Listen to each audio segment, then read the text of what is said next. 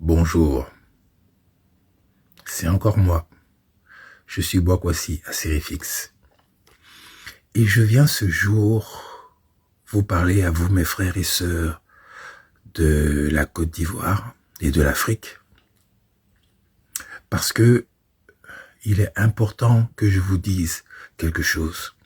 Alors, si tu es appelé à défendre ta nation, à défendre ton pays, et que tu as peur, parce que dans ton pays, la Côte d'Ivoire, actuellement, il y a une répression qui ne dit pas son nom, et qui fait que les gens ont la trouille de pouvoir dire rien que ce qu'ils pensent.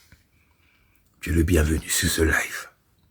Parce que je vais t'expliquer quelque chose, et c'est moi qui parle, donc tu n'as pas besoin d'avoir peur. Mais une chose est sûre, ce dont tu as besoin, c'est de reprendre espoir. Tu as besoin de comprendre pourquoi tu dois reprendre espoir. Pourquoi tu dois croire fermement que le temps que nous avons passé sous la dictature de M. Dramane Ouattara est terminé. Et que les choses vont changer de façon définitive. Alors déjà, si tu sais, si tu as compris que Dramane Ouattara n'est qu'un pion et que derrière lui, il y a un système qui fait en sorte que le peuple de Côte d'Ivoire ne connaît pas la paix, ne connaît pas la tranquillité, ne connaît pas le développement, ne connaît pas vraiment ce qu'on appelle vivre dans un pays où les droits de tous sont respectés et où vraiment l'opportunité de pouvoir économiquement se faire n'est pratiquement pas possible. Si tu as compris ça, c'est bon. Parce que faut bien vous asseoir, hein, calmement, tranquillement et bien réfléchir par rapport à ce que je vais vous dire. Vous savez, le système qui est derrière Dramane Ouattara, c'est un système depuis des siècles qui a eu pour habitude de se mettre à l'aise sur la sueur et le sang et surtout sur les richesses des Africains. Ça, on a fait toutes sortes de panels, on a fait toutes sortes de vidéos d'explications et beaucoup de gens ont compris. Mais ce que les gens n'ont pas encore bien imprégné, c'est-à-dire bien compris, c'est que ce système ne veut pas mourir. Il a changé de nom depuis l'esclavage, il a changé de forme, il a changé de façon de faire, mais il n'a pas changé son objectif. Et son objectif, c'est de toujours profiter de ce que nous avons, de ce que nous sommes et de notre façon de fonctionner qu'il nous a appris afin de pouvoir toujours nous écraser, nous opprimer, nous dominer et en plus nous humilier quand, étouffés chez nous, nous allons chez eux pour essayer de trouver une vie décente. J'espère que ça vous avez bien compris.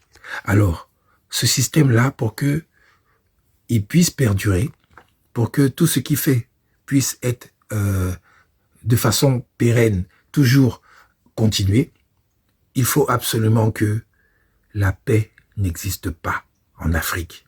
Il faut que la sérénité, la tranquillité n'existent pas. Il faut que la pauvreté continue, de sévir. Il faut que les gens aient besoin de sortir de nos pays pour aller se faire humilier ailleurs. Pour la majorité. Il faut que vraiment le climat soit toujours tendu pour que les gens ne se sentent pas bien sur la terre de leurs ancêtres. Voilà ce qu'ils sont en train de faire actuellement et du moins ce qu'ils essaient de maintenir actuellement avec Dramane Ouattara. C'est pour ça que tous les Africains, les Ivoiriens qui sont en Côte d'Ivoire ressentent cette peur, ressentent ce malaise, ressentent cette pauvreté, ressentent cette misère, ressentent ce besoin de quitter la Côte d'Ivoire pour aller ailleurs afin de pouvoir avoir une vie normale. C'est un système qui est bien pensé, qui est bien huilé et qui ne veut pas partir. Mais malheureusement pour eux, grâce aux réseaux sociaux, grâce au combat que nous avons mené pendant ces années, beaucoup de jeunes ont compris aujourd'hui et beaucoup de jeunes veulent se battre pour que ce système-là s'arrête. Et je vous assure que l'exemple de l'AES aujourd'hui, où il y a des jeunes qui ont pris le pouvoir et qui sont soutenus par leur population, aujourd'hui sont en train de tenir la dragée haute à ce système-là qui fait tout pour essayer de les faire tomber, mais ça ne passe pas parce que sur le plan de la défense militaire, sur le plan de l'armement, ces pays-là ont vite fait de s'associer avec un pays qui n'a pas peur et qui n'a pas de problème à leur offrir les armes, à leur permettre d'avoir des armes, de l'armement, du renseignement, afin que vraiment n'importe qui ne puisse plus venir faire n'importe quoi dans leur pays. Le résultat de ça, c'est quoi? Parce qu'il faut être factuel pour que les gens puissent comprendre.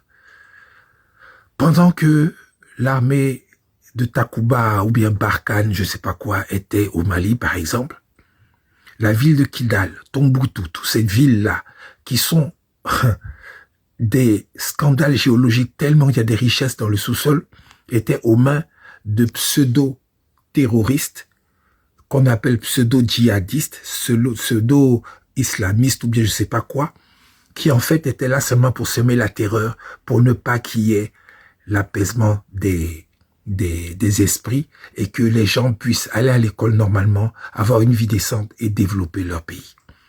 Il faut qu'il y ait des troubles, il faut qu'il y ait le chaos, il faut qu'il y ait ce genre de choses-là pour que ces richesses soient comme des réserves pour ces gens qui sont à l'extérieur et qui ont leurs yeux sur l'Afrique. Ça là, on a tout expliqué déjà. Donc ceux qui sont déjà avertis comprennent ce que je suis en train de dire. Maintenant, les gens, ils veulent toujours garder ce chaos. Mais comme ils ont en face d'eux des jeunes gens qui politiquement ont pris le pouvoir et ont complètement changé la donne, ont été chercher des armes, ont formé leurs soldats pour avoir des armées maintenant dignes, des armées maintenant vraiment performantes sur le terrain, eh ben tous les gars sont en débandade. Tombouctou a été repris, Gao a été repris, Kidal a été repris, toutes ces villes et villages sont en train d'être repris chaque jour. Où on vous dit, et ces pseudo-terroristes sont en train de fuir. C'est la débandade. Ils sont complètement perdus parce que même leur gros patron qui leur envoyait des armes, qui leur envoyait le renseignement avec les gros avions, les Cessna et tout ça qui atterrissaient comme ils voulaient à l'époque, ils ne peuvent plus le faire aujourd'hui.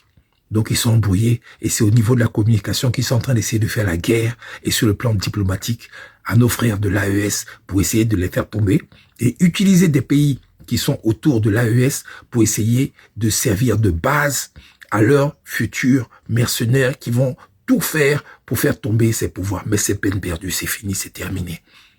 Maintenant, les pays qui vont leur servir de base, là, la Côte d'Ivoire fait partie de ça. Si vous avez bien suivi les informations, l'actualité, il y a des Américains qui sont là, il y a des soldats français qui sont là, il y a des gens qui sont là, soi-disant qu'ils sont là pour combattre le terrorisme alors que c'est faux. Ils servent de base pour pouvoir foutre le bordel chez nos frères de l'AES. Pour une fois, il faut que les Africains fassent autre chose que de s'acoquiner avec des gens qui viennent de l'extérieur pour détruire l'Afrique. Parce que depuis le début des indépendances, ces gens de l'extérieur qui étaient supposés nous aider à nous développer n'ont développé aucun pays. À un moment donné, on s'arrête de suivre les gens bêtement, on réfléchit, on s'assoit, et puis maintenant on essaie autre chose. Donc, je reviens à mon sujet principal. Ivoiriens, Ivoiriennes, ne vous découragez pas. Parce que Dramane Ouattara va partir. Ça ne peut pas louper. Forcé 2026, là, on va passer à autre chose. Mais ce que je veux vous dire, et qu'il faut bien comprendre, c'est que dès que vous allez entendre quelque chose, comme quoi Dramane est en difficulté, il faut que le peuple sorte pour soutenir les personnes qui vont mettre Dramane en difficulté. Je reprends.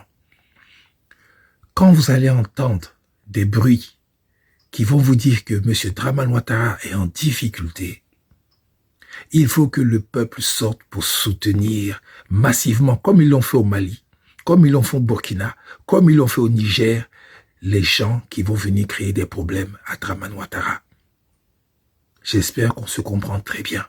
Parce que c'est à partir de là que la communauté soi-disant internationale va fermer sa bouche quand ils vont voir le peuple sortir pour soutenir les gens qui ont créé des problèmes à Dramane Ouattara. J'espère que je me suis bien fait comprendre. Donc le peuple ne doit pas être découragé. Surtout pas. Il y en a qui peuvent fléchir le genou, se reposer un peu, pleurer un peu et tout ça, mais soyez à l'affût. Dès que vous entendez un bruit qui met Dramane Ouattara en difficulté, il faut soutenir le mouvement afin que, à l'extérieur, les gens restent bouche bée, qui ferment leur bouche et qui ne puissent pas se mêler de nos affaires, parce que c'est de ça qu'il s'agit. Le soutien populaire est nécessaire. Donc, actuellement, vous avez peur, restez tranquille. Ne vous mêlez pas, enfin, ne créez pas des choses qui vont vous créer des problèmes. Restez tranquille.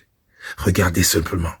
Maintenant, quand vous allez voir, entendre, parce que ça va se voir, ça va s'entendre, que Dramane Ouattara est en difficulté avec ses soldats ou bien ses quoi là, le peuple doit sortir pour soutenir ceux qui vont avoir le courage de faire ce qu'il faut pour que cette forfaiture de 4e mandat ne passe pas.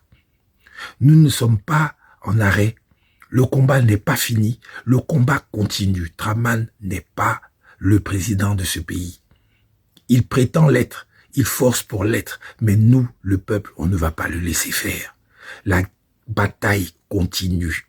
Il a peut-être gagné une certaine, comment je vais dire ça, il a forcé parce que il a tout ce qu'il faut autour de lui pour forcer, pour faire croire qu'il l'est, mais en réalité, il a tout perdu. Voilà pourquoi il est encore parti en Europe pour essayer de se concerter avec ces gens parce qu'ils savent que c'est chaud. Et surtout, la machine qui est derrière lui, c'est elle qui tremble le plus. Parce que dès que la Côte d'Ivoire va avoir sa vraie indépendance, le colon sera obligé de faire ce qu'il n'a jamais voulu faire, c'est-à-dire nous respecter. Venir nous demander s'il vous plaît, est-ce qu'on peut? Et surtout, ce qui leur fait peur, c'est qu'on leur dise non. Voilà pourquoi ils mettent toutes leurs âmes dans la bataille et ils se préparent. Et je vais chuter sur ça. Ils se préparent à revenir nous conquérir. Ils l'ont dit ouvertement, ils le disent ouvertement.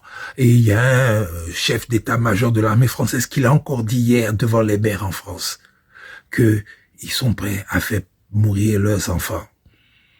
C'est pas contre la Russie, parce qu'ils savent qu'ils ne peuvent pas faire quelque chose contre la Russie, mais c'est contre nous, Africains, parce qu'ils savent que nos matières premières, nos richesses, c'est ça qui les fait tenir. Et ils ont absolument besoin de venir piller, voler, pour pouvoir survivre. Ils ne veulent pas acheter, ils ne veulent pas payer, malgré tout l'argent qu'ils ont, malgré toute leur richesse qu'ils ont, parce qu'ils nous méprisent au plus haut point. Nous, Africains, on n'a pas le droit de vivre. On n'a pas le droit d'être bien chez nous. C'est toujours nous qui devons aller chez eux. Il faut qu'on arrête ces histoires d'immigration. Il faut qu'on arrête tout ça. Mais pour pouvoir faire ça, il faut absolument récupérer nos pays. Et la Côte d'Ivoire sera indépendante en 2026. Ivoiriens, Ivoiriennes, soyez tranquilles, soyez en paix. Mais dès que vous entendez le bruit, sortez massivement comme jamais on a vu pour soutenir ceux qui vont créer des problèmes à Dramane Ouattara. Peace out.